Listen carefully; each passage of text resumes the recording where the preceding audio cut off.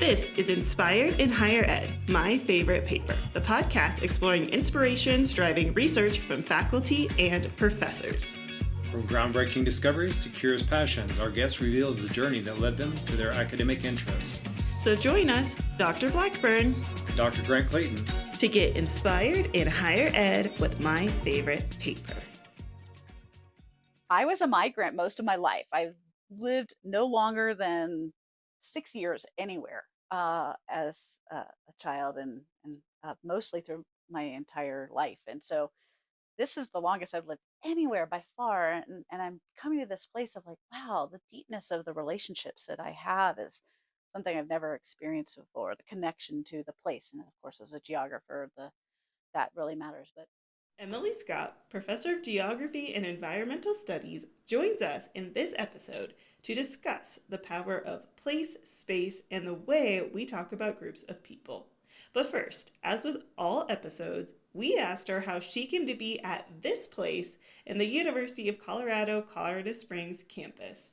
The short version is job came up here and there was another job also listed at the time. And I met my husband, my partner in graduate school, and these two jobs came up here. So that was pretty magical. And so we applied, and after a couple of different negotiations and things, he got on the tenure track as well. And so we both work 40 feet apart. So that's pretty cool. And we've settled into here, and this is my 16th year here. The longer version is sort of how I started out in terms of my own personal journey as an academic and what I wanted out of a job and the ways in which higher ed operates. And so it was a big challenge to be at that institution. And I really kind of hit a wall with the lack of support and also just the needs of the students and how I couldn't do it all on my own. So when the job at UCCS came up and there was a partner position, it just really helped to push us towards this beautiful place. And UCCS was really cool when I got here in 2007. It was a growing institution, really rapidly growing, and our department had 3 new hires, and it was a really energetic, cool department that was really embedded in the campus and doing a lot of interesting research and activism on campus. And UCCS was also the home of the White Privilege Conference, and they had just started their Women in Ethnic Studies program, and it just sounded like the right place at the right time for me to take on. Dr. Skop has won awards like the UCCS Faculty Award for Outstanding Contribution to Diversity and Inclusiveness and was the founding director of the UCCS Global Intercultural Research Center. Her values in helping people understand, recognize, and feel more comfortable or empowered discussing privilege, race, and social structures has been there since her beginnings in higher education. Find the links to the Research Center and other resources and cool projects in the show notes. Congrats on being here 16 years, though. That is super exciting. And you had mentioned one of the things that really drew you to our campus and your department was some of the projects and work and research that was going on. Can you tell us a little bit about projects maybe you're working on or kind of current research we should keep an eye out for? Yeah, thanks for asking. I am working on 2 big projects right now. I mean, I'm always working on far too many things, frankly, just kind of how I've always operated. But I have 2 projects that tie back way back when. My passion for refugee studies has been there since forever, probably partly because my family background has some refugee stories in it. And so I'm constantly asking questions about the politics of refugee resettlement. So one of my projects is really thinking about the politics of refuge. Why has the word refuge been taken out of refugee? So the global hostile environment has really shifted significantly from when we started thinking about helping those in need. And so I think about that a lot in my work and the way in which people frame those who've been forcibly displaced and uh, consider some of the implications of that. And then my other area is in the ethos of care.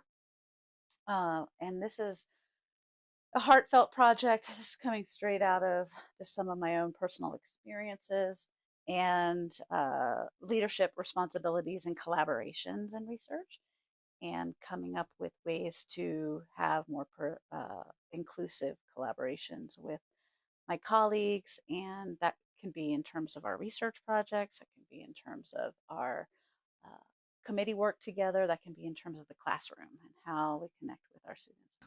There's a lot there. Oh my gosh, I'm excited like for you. And that definitely leads into the article that you brought to us today. I feel like there's definitely some roots that inspired some of those refugee, rhetoric studies, maybe some of the research you're doing now. So tell us about this work that inspired you. So what I did is I sat there for a few days after Grant and you reached out, and I was like, oh my God, what would I pick? And I debated, and there was a lot of the work I read is book work. So that's one thing, was like, okay, I'm not going to make everybody, recommend a book because this is about your favorite paper. So I drew way back in my memory back to my first class in graduate school, which was the research methods class 585. Anybody who went to Arizona State University knows that course number because it was one of those experiences that graduate students in PhD programs recall vividly, where they, bring you into corral you in the room and then threaten you with how badly you're going to do and how only 1 in 4 of you are even going to pass this class, sort of thing. And so one of those experiences. And we read, because geography is this discipline, reason I was attracted to geography in the first place was because it was about everything. So we have our physical geographers who study the natural landscapes. We have our GIS, Geographic Information Systems, and methodology folks. And then we have our human geographers, cultural geographers, and then we have human environment people. So anyway, this class was like a survey of all of those subdisciplines, and half the people in the room were very quantitative in focus and then interested in, rock decomposition, and other people were really interested in the forest fires and the ultimate outcomes of forest fires for human settlement. And then here I am, really interested in refugee studies.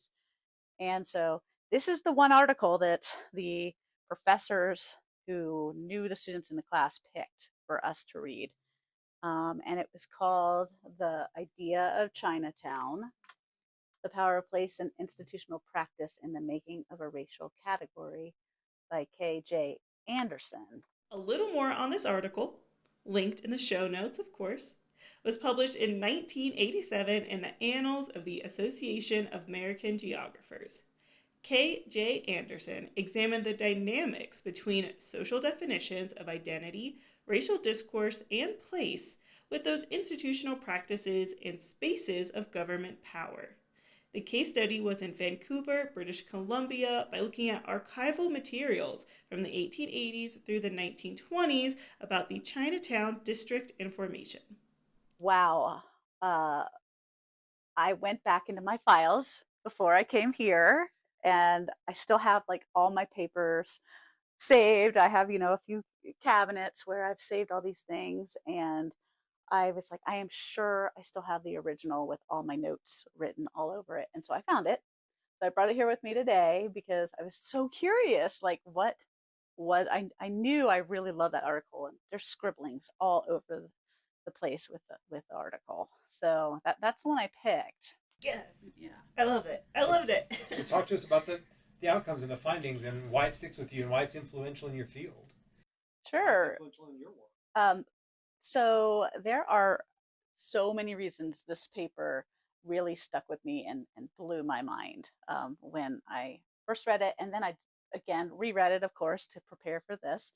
And I was like, oh my gosh, she could have written this. This article was written in 1987.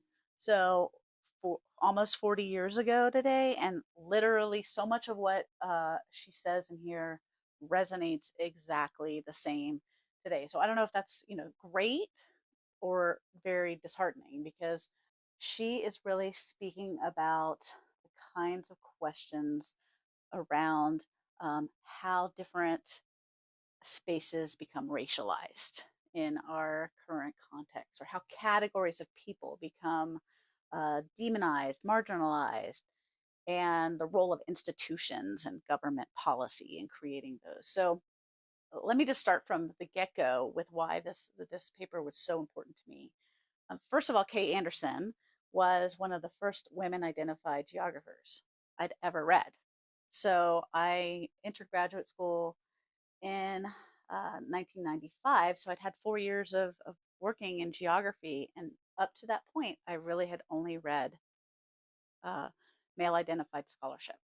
And so, as an incoming new woman identified scholar beginning in graduate school, it was a really big deal for me to read this work, and also that it was in our most prominent journal, which is the Annals of the Association of American Geographers at the time. But then there was this realization that she was this feminist scholar, which I hadn't really even known that was like a category of understanding. And of course, as we go through the course, we learn about different epistemologies and the way that we think about the world. And of course, this is how I think about the world. She's identifying for me at that moment that this is how I want to be as a scholar, and also how what that means to be a feminist scholar is to really uncover the power dynamics of any kind of process, and in this case, like how racialization happens, and the role of the state, and the ways in which power dynamics influence social and cultural landscapes of cities, and also how minoritized groups in their own placemaking and integration experience this process. Then there was like, so that was those were the two big takeaways. Like, one, this is a person who I can identify with her, and I can follow her in the way that she's done her career and the way she thinks about things. And the way she thinks about things is, wow, this is what I really also think is happening. This is not just migrants creating their own little enclave, their ethnic enclave in the city, because they want to connect with each other and create a sense of connection with others who come from their same origin country. No, this is about, there's some systematic and structural barriers that make it impossible for them to move outside of those spaces. So that helped me to really understand the theory behind why these spaces happen in cities. One of the follow-ups I had was going back and reviewing it. Clearly, I'm not reading it from the position of a geographer, nor do I even try and play one on TV. And so it speaks more to how I would do research and view the world. Is how does geography, in this article in specific, help us think about the power of the state? Because what I see in the background, or even in the foreground, many times is this is the power of the state, and this is in many ways codified and followed through in various forms of statute. Exactly. So that was what was so clearly done on Kay Anderson's part back in 1987. She was taking a historical approach too. So she was looking at the laws, the statutes, the zoning, the prohibitive spatial tactics, if you will, that governments use to enforce boundaries. And they enforce them not only metaphorically, but also through physical tactics. So, As I was kind of thinking about it with my research lens as well, coming more from the media perspective, I was definitely taken back and sort of like, wow, as you mentioned, from a geographer's perspective, there's the literal kind of neighborhood that they then sort of named and decided to inscribe and formalize as Chinatown, and how the author Anderson did, I think, a really nice job at continuing to give it the actual like street names and reminding us that it is just a part of the city. But when he was looking at all those historical like documents, how the actual government officials, kept referring to it in kind of this more like, no, this is the Chinatown district. Like, let's not, allow it really to assimilate or even just exist as part of our larger city, and how they kept really drawing those boundaries. And then with the media perspective, I was like, yes, they're building a clear narrative in their documents when they described it as, unsanitary and filthy and dirty, and then using that narrative to kind of negate or obscure why sort of it was existing that way, and how they claim to have the services going to that area, but not really, kind of up to the boundary of that area, and kind of creating a narrative cycle. And so, yeah, I was like really nerding out, like reading this as well, and just being reminded how important it is when we sort of formalize and give a real name, and continuously add language to a physical space and a physical place, how then that does transfer over to how we think of the people that exist in that place, and of course tied to race. Yes. How it almost always comes back to, well, they don't look like us, and now they don't act like us, and now they don't live in our place, so they must be something different. And totally. That's totally exactly, you got it spot on in terms of it was that at the time that this was written, we were still in the newer phases of understanding race as a socially constructed category. And we were also just starting to hit upon the role of whiteness and the way in which whiteness embeds perspectives. So, like you said, the officials in this case in Vancouver are using a moral argument and a disease argument to other the Chinese migrants that are coming into the city, and really using those kinds of narratives to reinforce their difference. And then that also allowed some of the white identified migrants to be more successful. She doesn't talk about that here, but she does in her book, to use the othering of groups like Chinese to assimilate into the Vancouver cityscape more easily. Yeah. How should we think about BC as being unique in a definite case study versus being universal? We mean British Columbia when we say BC. Remember, this work focused on Canada. Yeah, I mean, that was so in the notes of the paper here. On the very top, I just said effective model for understanding other racial and ethnic groups. So what she's providing for us as geographers at this point in time in 1987 is a theoretical framing of how rhetoric and spatial tactics create these spaces. So we can take this and think about it in terms of Little Italy in Baltimore. For me, it was eye-opening because I'd lived in Miami, Florida, half my life. So I had been that city is marked by Little Havana, Little Haiti, the Jewish quarter of town. There's so many different like categories of ethnicity and little spaces where people are accommodated in their, I keep using air quotes and you guys can't see that on a podcast, but I do that a lot because they are socially constructed. So it's really uncomfortable to like use words without putting quotes around them. Anyway, so yeah, it has such impact on, even communities like Broadmoor in Colorado Springs. Like that's a very white constructed space, and for the most part, and that creates and how is that done? What is it about the zoning? What is it about the ways in which people are identified by their class and other things that really create different neighborhoods?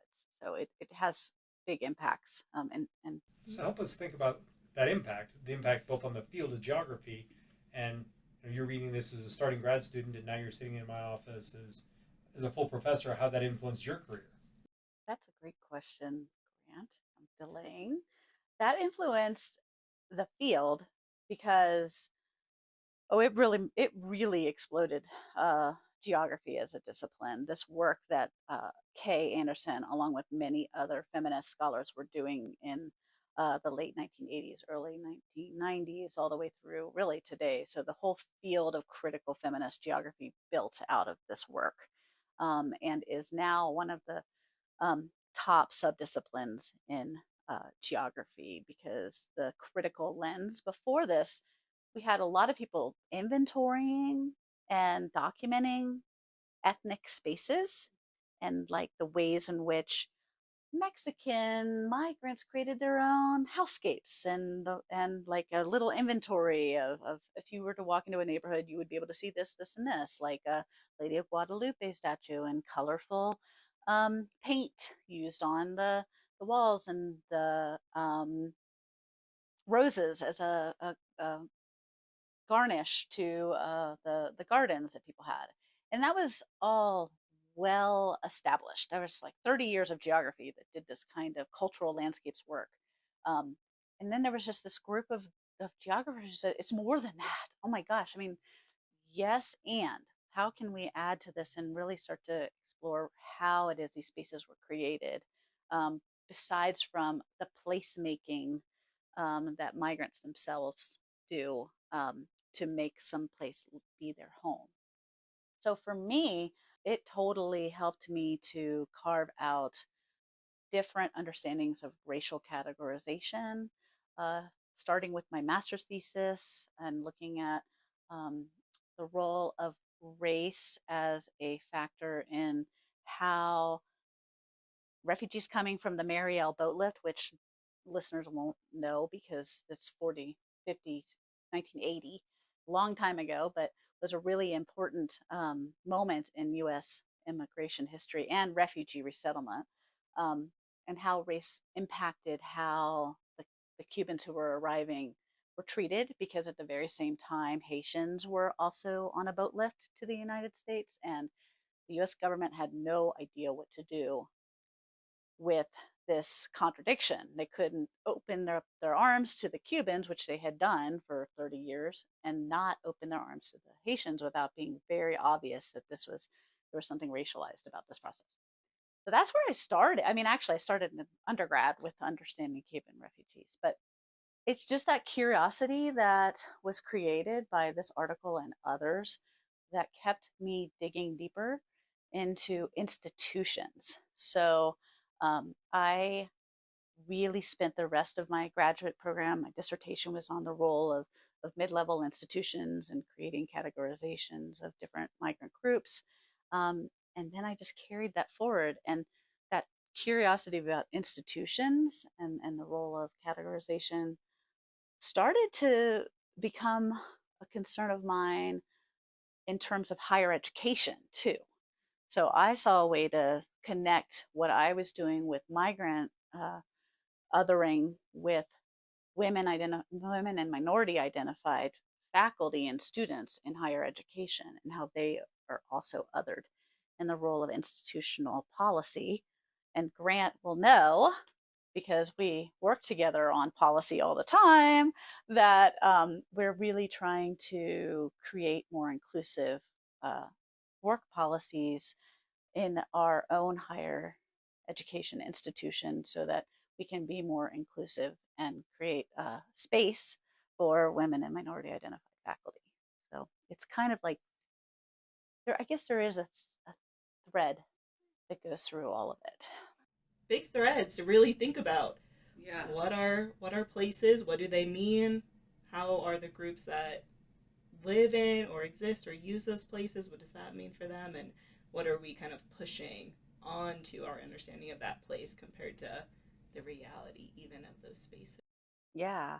I think one of the more exciting thing that's happened for me as I've started to think about the connections between the work that I've always done and the work that I'm doing now, which includes National Science Foundation funded work on broadening participation of women and minority identified faculty in higher ed, is and making the research landscape one that's really inclusive.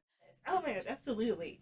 And as we kind of wind down our conversation, what is, maybe the big top piece of advice that you have for, students in grad school right now, or, kind of the future researchers, anyone kind of interested in pursuing some research on campus? Collaborate. I think that is the key to having a really successful career. Um, One of my other interests is in music, and I'm reading Bono's Surrender autobiography right now. And I just finished reading a chapter on Achtung Baby, and I won't get too sidetracked, but he basically is saying this is a moment in the band's history where they um, are about to fall apart. And he realizes, and they've been together since they were like 17 years old. So this is a band that has been collaborating for a really long time. So he says something and I'm in agreement, and I sort of am paraphrasing here, and I'm not a member of an epic band either, so let's keep that in mind. But even as I deeply cherish time on my own, my inclination has always been to take what I learn on my own and rediscover and improve it in partnership with others. Without collaboration, I can't design the research I imagine in my head. Without my colleagues, which includes students, of course, I can't be the change agent I aspire to be. So I succeed especially through collaboration. And the ethos of care really encourages us to have a collective critical consciousness that aims to undo hyper individualism. And those systems that are clearly in place, which Kay Anderson pointed out so wonderfully in terms of how they can continue to create exclusion and otherness, those systems and structures are really harmful. And being just a lone wolf or a lone individual in higher education is the worst thing you can do for yourself. You've got to connect with others, and you'll be much more successful that way. So, Bring it back to your time here at UCCS then. What's your favorite place, aspect, or thing about UCCS? I wanted to answer your question because I was thinking about it in terms of place. I literally have like the best view from my office. I have the best office space, workspace. And so while others totally stayed away during the pandemic, that office space was such a retreat for me. So there'd be weeks that would go by during the height of the pandemic where I literally was like the only person around, and that was okay with me because the views from my window, and also the person who I inherited the office from, is this woman Eve Gruntfest, who was a woman identified professor here who did huge amazing things. There's just something really invigorating about that space. And then I walk out of that space and I walk over to the upper lodge, which is above one of the dining halls on campus. And I go there often to just stare out across the balcony over into our amazing Pikes Peak vista and get recentered, get focused, think about all the things I'm grateful for, and just this place is pretty darn special.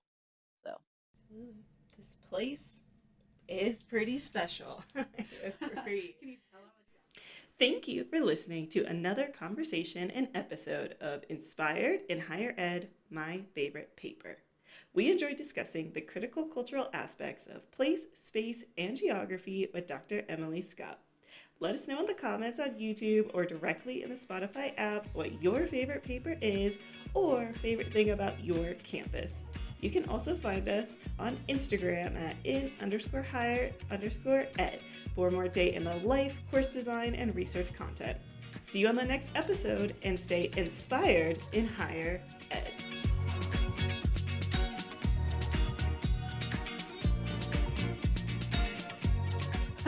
can you tell I'm a geographer? Yes, I love it. All the places and spaces. Thank you. Thank you. Oh my gosh, that was great. All right. Okay, good. And